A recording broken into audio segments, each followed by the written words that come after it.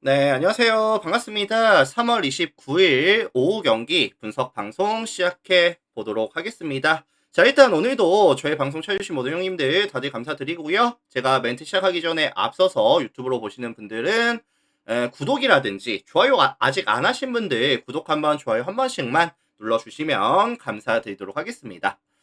자, 오늘 오후 제가 총 6가지 경기 멘트만 준비해 왔습니다. 경기들이 굉장히 많은 상황인데, 일단은 뭐, 정말 괜찮아 보이는 경기들 위주로 준비해 왔고요. 제가 아마 다음 주부터는 KBO까지 분석을 준비해 올 테니까, 일단 오늘 분석까지는 KBL에다가 MPB까지만 분석 준비해 왔고, 다음 주부터 KBO까지 준비해서 올 수 있도록 하겠습니다. 자, 오늘 총 6가지 경기 멘트 들어갈 거고요.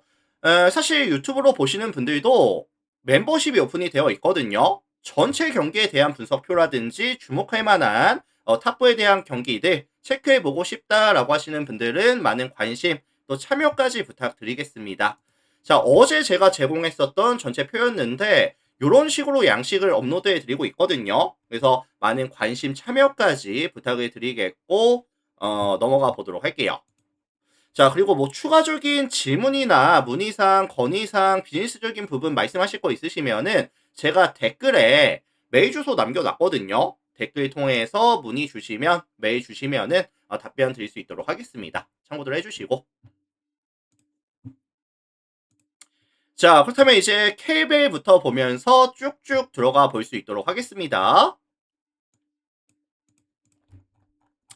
자, 창원 LG와 서울 SK 경기 먼저 살펴보도록 할게요. 창원 LG, 서울 SK. 자, 리그 상위권 두 팀 맞대결이죠. LG는 오늘 경기를 이기게 된다면은 1위를 조금 굳힐 수 있는 뭐 기반이 될 것 같고요. 원정팀 SK 같은 경우에는 오늘 경기를 잡아낸다면 LG와 게임 차이가 두 게임 차까지, 그 다음에 2위 정관장이와의 게임 차이를 동률까지 만들어줄 수 있는 상황이다 보니까 오늘 양 팀에게 전부 다 중요한 매치업입니다. 자, 다만 원정팀 SK가 어제 모비스와 경기가 있었고요. 원희가 34분 28초. 그 다음에 이제 안영준이가 어제 37분 08초. 핵심 코어들에 대한 출전 시간 관리가 잘 안 됐고요. 그 다음에 이제 백투백 경기에다가 울산에서 창원까지 이동거리까지 조금 있는 경기다 보니까 체력적인 리스크를 생각을 안 할 수는 없을 것 같거든요.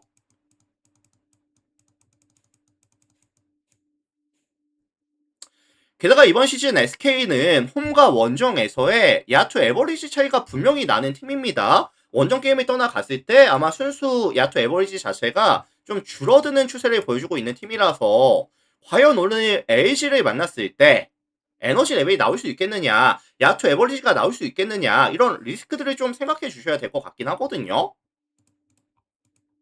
자, 반면에 홈팀 LG 같은 경우에는 이번 시즌 가장 큰 강점은 역시 수비죠. 경기당 평균 실점이 72실점으로 리그 전체 1위에다가 디펜시브 레이팅 역시도 102.6을 기록하면서 리그 전체 1위.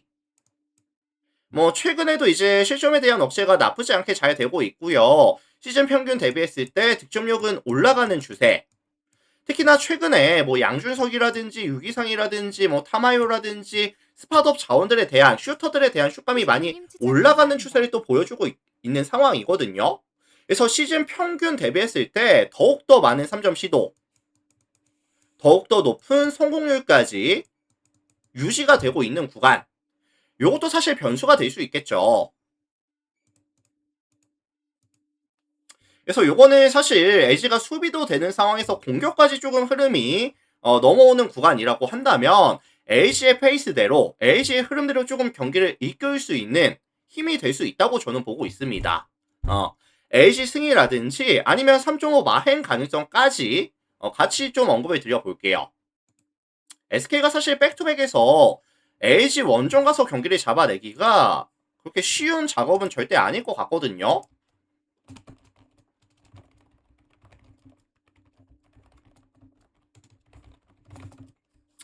자, 그래서 어쨌든 LG 승이라든지 마헨에 대한 가능성까지 언급을 드려보도록 하겠습니다.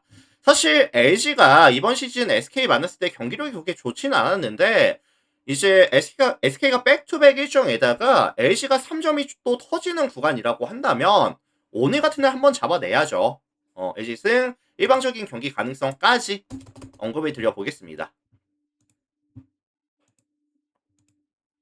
자, 다음 가스랑 KCC 볼게요. 포텐포님 추천 감사합니다. 자, 가스공사 KCC 경기 살펴보겠습니다.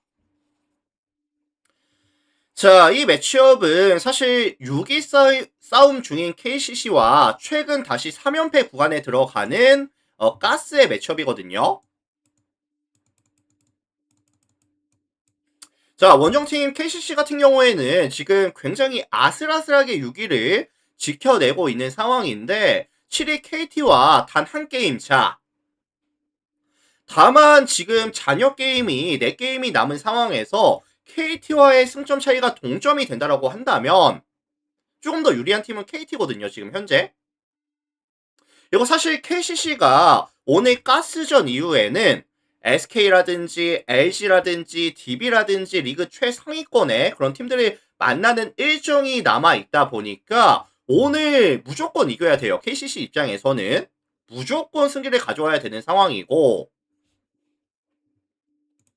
자, KCC의 이번 시즌 가장 큰 강점이 뭘까요? 이제 시즌 끝나가니까 다들 아실 건데 화력이 정말 좋은 팀이죠. 경기당 득점이 82.86득점, 리그 전체 1위에다가 오펜시브 레이팅 역시도 113.6을 기록하면서 리그 전체 1위. 최근 5경기에서도 평균 득점에 대한 지원은 유지가 되고 있습니다. 특히나 이 KCC의 쇼농이가 이 가스를 만났을 땐 되게 좋았거든요. 가스 만났을 때 평균 득점이 23득점. 9개 팀 중에 가장 높은 점수를 가져갔던 팀이 이 가스공사였었고요.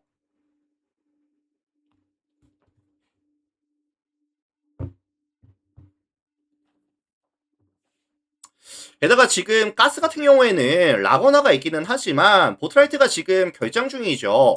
2주짜리 부상을 입었다고 들었습니다. 자, 그래서 사실 가스 입장에서는 라고나 혼자서 40분 내내 과연 쇼농이라든지 에란데스의 투맨 게임을 막아낼 수 있겠느냐. 사실 라고나의 수비 능력이라든지 체력적인 이슈를 감안해 봤을 때 KCC의 투맨 게임 효율은 정말 높게 나와줄 수 있을 것 같다고 저는 생각을 합니다. 자, 반면에 홈팀 가스 같은 경우에는 결국 KCC의 이런 투맨 게임을 억제하기가 쉽지 않은 상황이라고 한다면 화력으로 조금 받아쳐야 될 것 같거든요. 포르쉐 곱하기 근데 사실 가스공사의 최근 야투 에버리지가 명확하게 우하향 곡선을 그리고 있다는 점, 점점 야투 에버리지가 떨어지고 있다는 점은 굉장히 크리티컬한 리스크라고 생각을 해요.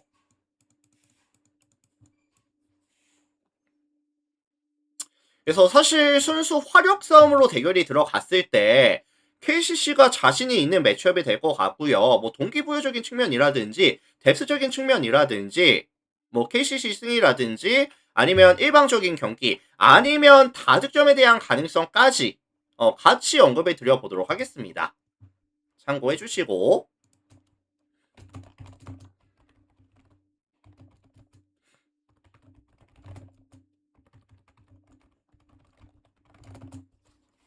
자, 이렇게 참고해 주시면 될 것 같아요. 넘어가겠습니다.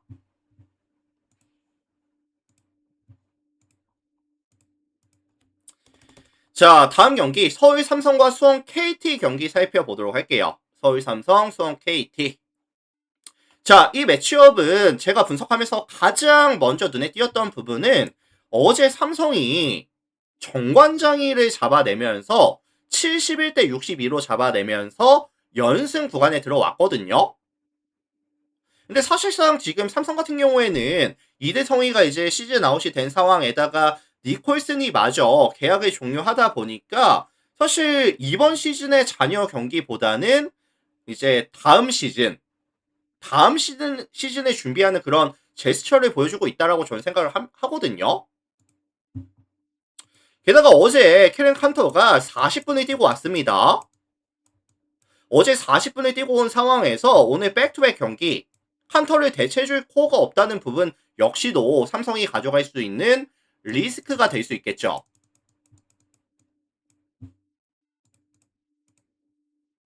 결국에 이 삼성 같은 경우에는 오늘 국내 자원으로만 뛰어야 되는 시간이 뭐 한 10분에서 뭐 한 15분 정도는 용병 없이 외국 용병 없이 뛰어야 되는 시간이 있을 수가 있다라는 점이 가장 큰 리스크가 될 수 있겠죠. 그리고 이번 시즌 삼성이 가장 큰 강점이 외곽에서의 많은 야투 시도와 높은 성공률을 가져가는 팀이라는 점인데 야투 시도 2위, 성공률 1위 팀이거든요. 다만 최근 야투를 보시면은 시즌 평균 대비했을 때 오히려 좀 떨어지는 추세. 이것도 좀 아쉽죠, 사실. 자, 반면에 원정팀 KT 같은 경우에는 결국에는 뭐 강성욱이라든지 데릭 윌리엄스가 가져가는 투맨 게임이라는 확실한 공격 요소가 존재하고요. 특히나 이 데릭이 쉬는 구간, 조나단이 버텨줄 수 있냐 없냐의 싸움인데 사실 뭐 수비적인 부분이라든지 아니면 제공권 확보적인 측면은 나쁘지가 않거든요. 다만 조금 불안한 요소가 득점력. 근데 이제 직전 KCC 전이었죠. 7득점에다가 야투 50% 조금씩 적응이 되어가는 조나단이 사실 BQ는 나쁘지가 않아 보입니다. 도도키님 추천 그래서 감사합니다. 적응이 된다면 충분히 공격과 수비에서 대릭의 이제 세컨 유닛으로 충분히 가치가 있는 밸류가 있는 코라고 저는 생각합니다. 자, 종합해 봤을 때 삼성이 오늘 공수 밸런스를 맞춰줄 수 있는 체력적인 여유가 조금 부족한 상황에서 KT가 조금 더 유리할 수 있는 경기를 만들어갈 수 있다고 저는 생각이 들고 있고요. KT 승이라든지 아니면 6.5 마헨이라든지 아니면 다득점에 대한 가능성까지 같이 언급을 드려보겠습니다.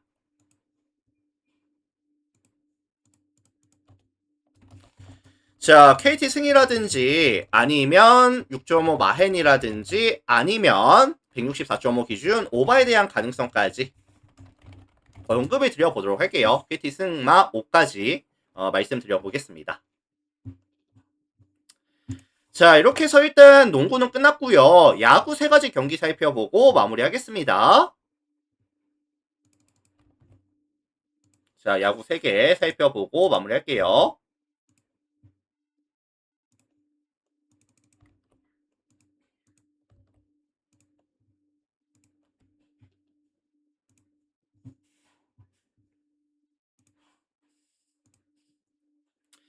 자, 소뱅이랑 리오넴 경기부터 보면서 들어가 보도록 하겠습니다. 소뱅, 리오넴.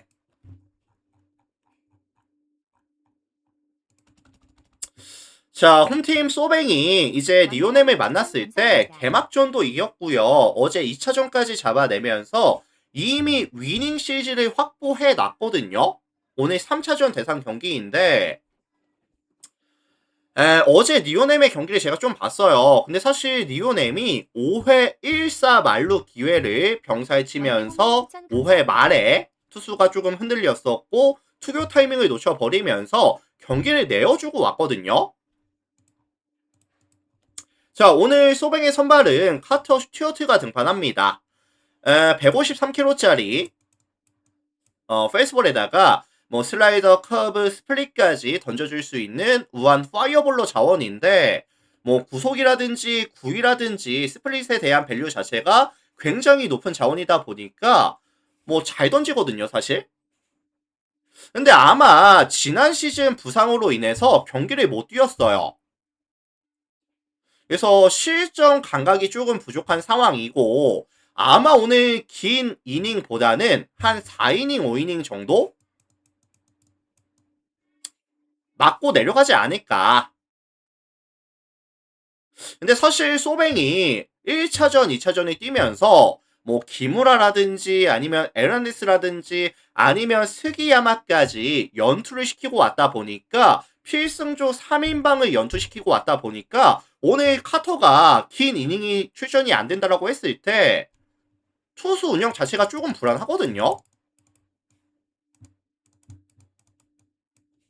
그래서 사실 카터도 긴 이닝을 막아주기가 쉽지 않을 거고 불펜 구간에서도 필승주들이 모두 연투 중이다 보니까 오늘 아마 소뱅에 대한 실점률은 꽤나 높을 수도 있다고 저는 생각을 합니다. 게다가 니오넴 상대라고 한다면 어느 정도 실점은 가져가겠죠.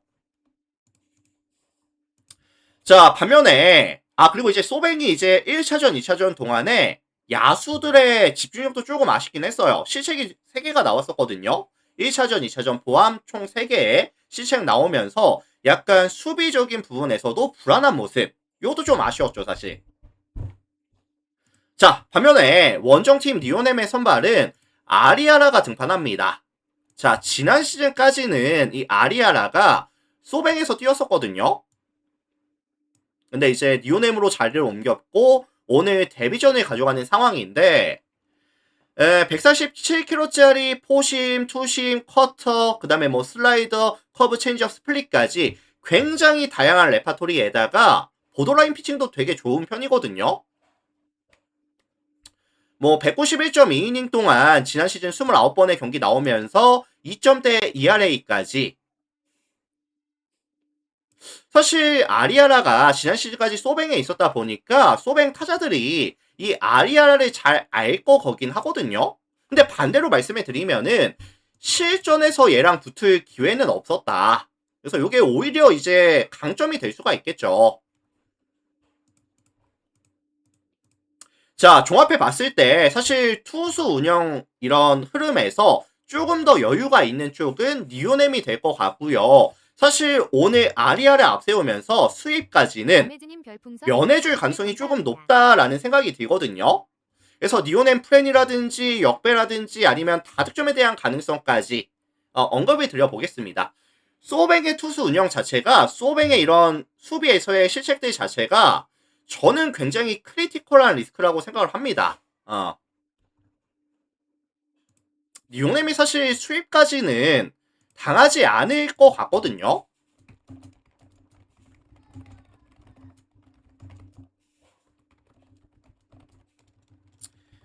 자, 이렇게 해서 언급을 드려보도록 하겠습니다. 니오넴 플랜, 역배, 아니면 다득점 가능성까지 언급을 드려보도록 할게요. 넘어갑니다.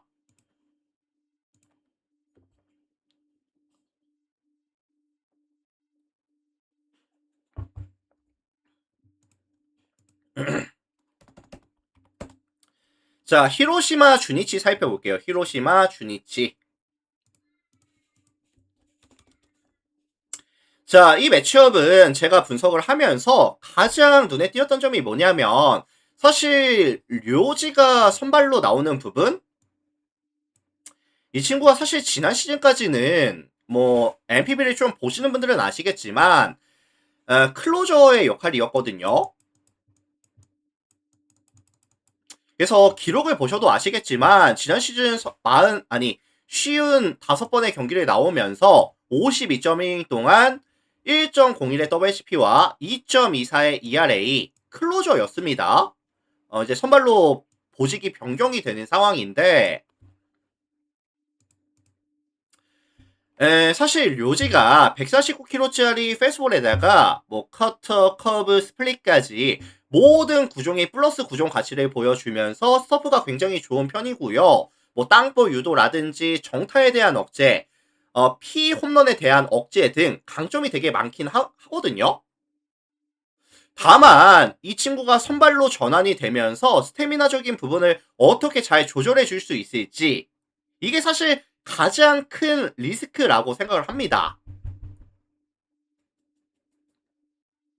그래서 히로시마가 사실 료지를 선발로 내세우다 보니까 한 4회, 5회까지는 잘 막아줄 것 같은데 결국에 이 히로시마도 료지가 선발로 변경이 됐다는 건 불펜에서의 뎁스가 얇아진다는 거고 이제 1차전, 2차전 보여줬었던 히로시마의 불펜 운영 자체는 좀 불안했어요. 자, 불펜 방어율이 두 경기 치르는 동안에 5.14로 많이 아쉬웠고요. 7이닝 소화하는 동안에 5.14의 ERA 보여주면서 사실 안정감이 느껴진다라는 느낌은 아니었거든요. 게다가 뭐 테일러 허니라든지 그 다음에 모리우라가 지금 연투 중이다 보니까 오늘 운영 자체가 많이 어려울 거다. 자, 반면에 원정팀 주니치의 선발은 타카시가 등판합니다.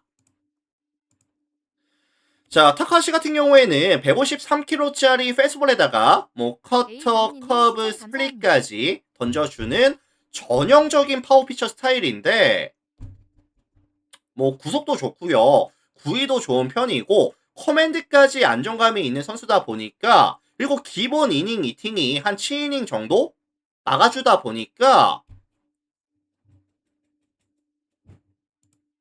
선발 안정감에 있어서는 솔직히 저는 타카시 쪽에 손을 들어주고 싶긴 하거든요. 그리고 히로시마는 팀 자체가 150이 넘어가는 파이어볼러를 만났을 때 그렇게 좋았던 기억이 없어요. 실제로 다카시가 지난 시즌 히로시마 5번을 만나면서 4승 1패, 38이닝 동안 8자책 1.89의 ERA 되게 강했었습니다.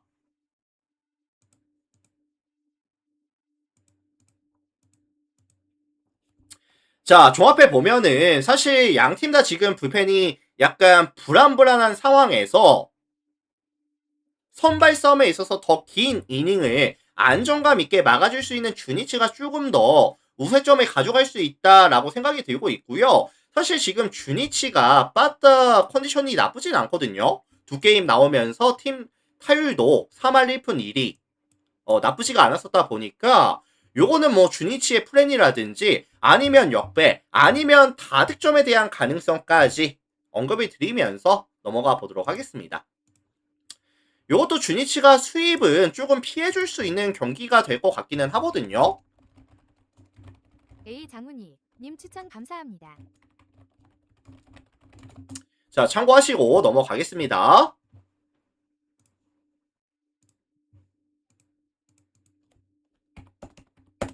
자, 요코하마 야쿠르트 살펴볼게요. 오늘 제가 준비해온 마지막 경기입니다. 요코하마 야쿠르트.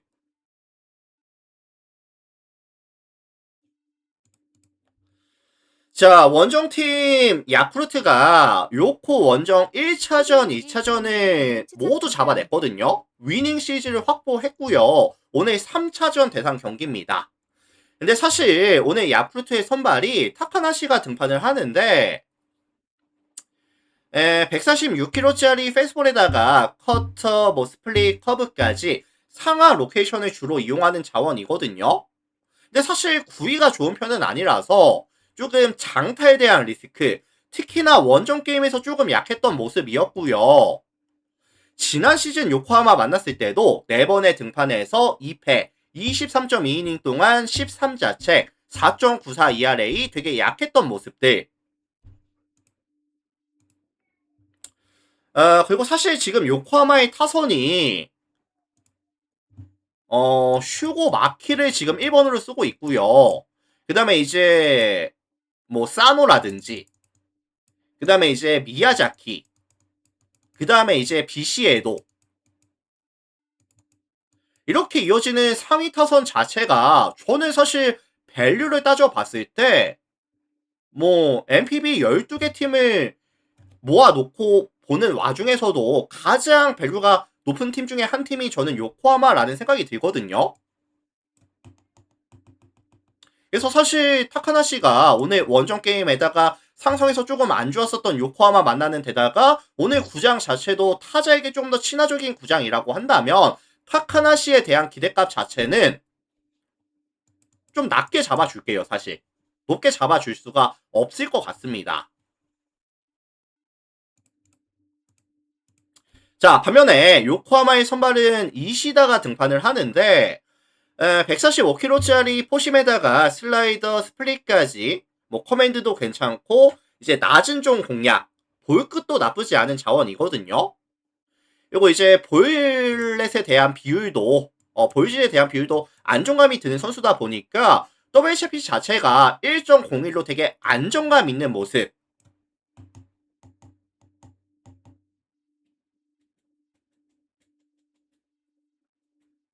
그래서 사실 선발 싸움에 있어서는 이제 타자 밸류 싸움에 있어서는 요코하마가 조금 더 우위를 가져간다라고 생각이 들고 있고요. 야쿠르트가 지금 불펜이 되게 잘 막아주고 있는 상황이기는 한데 감사합니다.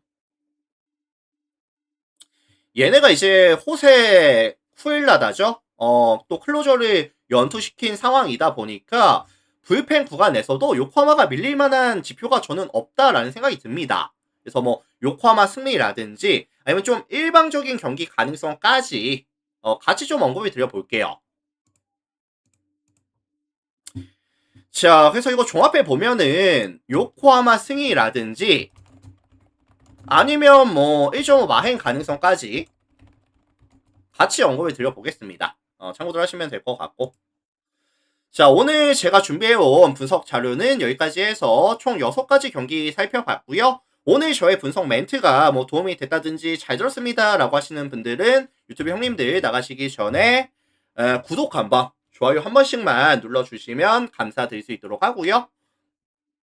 어쨌든 이제 야구 시즌이 시작이 됐다 보니까 기다리신 분들도 많을 거고 구독 한번, 좋아요 한번 눌러주시고 멤버십 필요하신 분들은 또 많이들 가입까지 해주시면 더욱더 감사드리겠습니다. 자, 이렇게 해서 일단 마무리할게요. 유튜브 형님들 마무리할 거고 오늘도 많이들 봐주셔서 다들 감사합니다. 이따가 저녁 때 올게요.